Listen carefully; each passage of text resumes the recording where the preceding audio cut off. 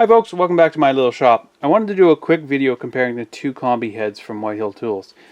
Now, I did a video a little while ago describing all the features of the combi head and explaining in detail why I think it's a great solution for even a hobbyist shop, but certainly a small commercial shop. What I'll do is I'll put a link in the description to this video and you can refer back to all the details. This video will focus primarily on a comparison of the two heads. So the other video explained it all in detail, but I'd like to give a quick sort of review of the highlights of the combi heads. First of all, they're called a combi head because each of these heads is designed to execute many of the different common milling operations in woodworking shops. Each of these blocks is a fully featured shear cut rebate block with scribes for really crisp, clean inside corners. It can also be used with a rub collar or a bearing for pattern milling.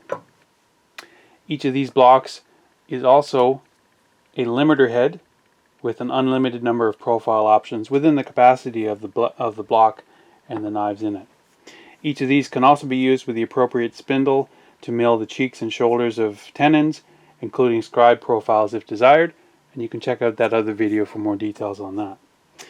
So on to the differences between the two blocks. Clearly, one of these blocks is a lot larger than the other.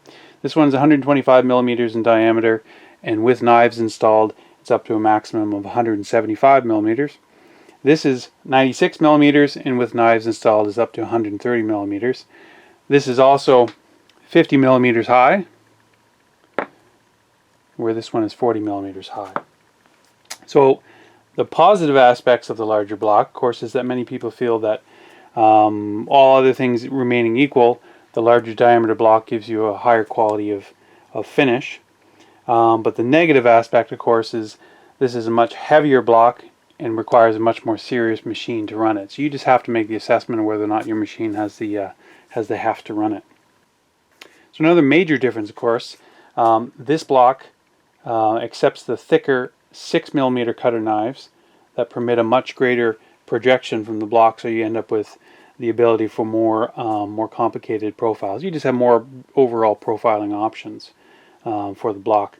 But also the smaller block only has the scribes on the top for the rebating function, and the larger of the block has scribes on both top and bottom. So those are the major differences between the two blocks. As well, I won't get into too much on this, but this block being a larger block, you generally have more options for securing a stub spindle than you do with these. It's best if you're thinking about going that route, talk directly with Whitehill. They've worked with dozens of different types of securing systems and can guide you in the right way. So 99% of the time, if you have the machine that's heavy duty enough to run it, you will want the larger of the two blocks. It's just more flexible. Obviously, if you don't have the machine to run it, you'll have to try and see if your machine is stout enough to run the smaller block. But typically, this is the block you'll choose if you have the machine to run it. Now, technically, there is a third option, but it's identical to this block, except without the recess milled into it. So it can't be used with a stub spindle for milling full-length tenons.